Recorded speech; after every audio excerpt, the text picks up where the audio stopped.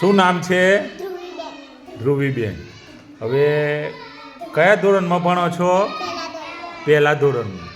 હવે જોડાક્ષરો વાંચશો? સરસ, મોટેથી વાંચવાના હો.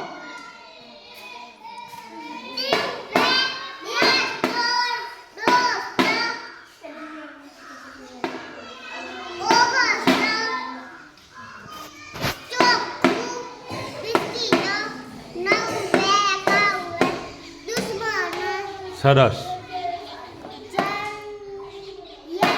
જન્મ્યા.